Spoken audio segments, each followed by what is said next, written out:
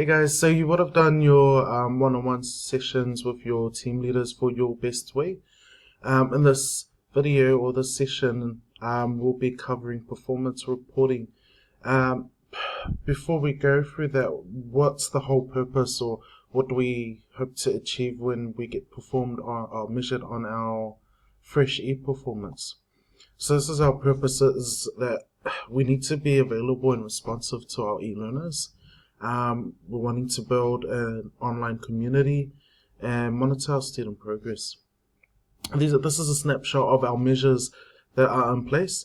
So we've got availability in FreshE, course progress viewed, time available within FreshE, interaction with delivery groups as well as our e-learners. So what does each one look like? So availability in FreshE, that's simply just logging in. So long as you log in every day, this is probably one of the most easiest measures to meet. Next is course progress reports are viewed. Now, when we look at course progress reports, you've got your course completion report and you've got your activity completion report. So your course completion report, those are the activities on the FreshE page or the course page that contribute towards completing the badge. So if you have a look here, if all of this is ticked, then that student would qualify for their badge. Now, your activity completion report is slightly different. It would include these activities plus the activities that you would add as a facilitator outside those course requirements for getting that badge. We're going to show you how to do this on FreshE. Let's have a look here now. So on your course page, turn editing on. Once you've turned your editing on the left hand side, you'll see an option here for reports. So we're going to have a look at our course completion report. Now once you've clicked on it, it'll show all the participants in your group. If you scroll down, each tick here resembles a task that's been completed from the student. Now if you see that it's been dotted, that usually requires the student to participate in the activity for that box to be checked. If there's no lines between the boxes and it's a solid box, that would normally indicate that the student has the option to tick the box. Let's have a look at the we're going to have a look at the next report, which is the activity completion. So you turn editing on again, and then you click on your reports. And once you tick on your activity completion, this should load up with your activities as mentioned earlier. Okay.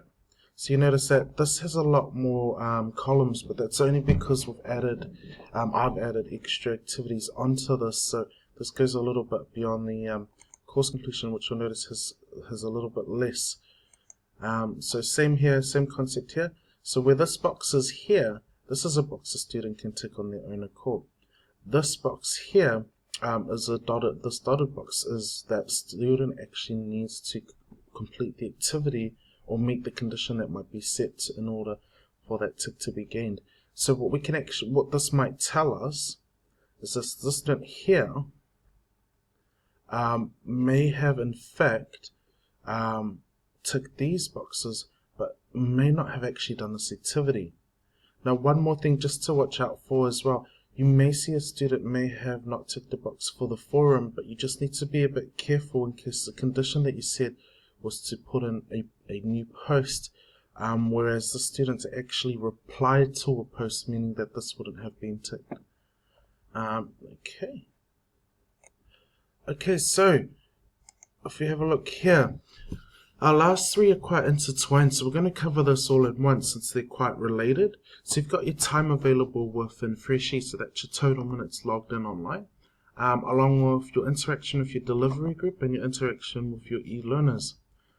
So what we'll do here is we'll look a little bit at a few basic strategies for success in this area and meeting these measures. One of the biggest ones is to make use of that people option on your FreshE so that you can use it for bulk messaging or even one-to-one messaging. I'm going to show you here how to do that.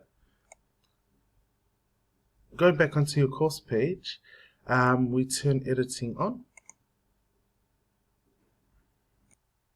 And then what you do from here is you scroll down. What you want to check first is on the left or on the right that you don't already have people as a block already. So in this course page of mine, it doesn't look like we have people here. Now over here underneath administration block, you should normally see add a block. So if you click on the drop down box and look for people, this will create the people block on your course page. Now normally when it creates it, it'll create it on the bottom left hand corner, which you can see here. Now if you click on participants, this will generate a whole list of all your participants for the course, as you can see here. Now I've actually got staff in here, so what I want to do here is if I'm wanting to message all my students at once, I might change here to just students to filter that out. Now here's a list of all my students in my class, and from here I'm going to select all, and this will select all the students in the list. Underneath select all, you'll see an option to send a message, add a new note, or add a common note. So for this one, we're going to send a message. Now this is how you send a bulk message. And as you can see here, if there's certain people that I don't want to have include in my message list, I can just click on remove. So here, for example, we've got Maria, who I shared my page with. So I'll need to remove her. And that's what it's done. And just send a simple message. Hey team, reminder.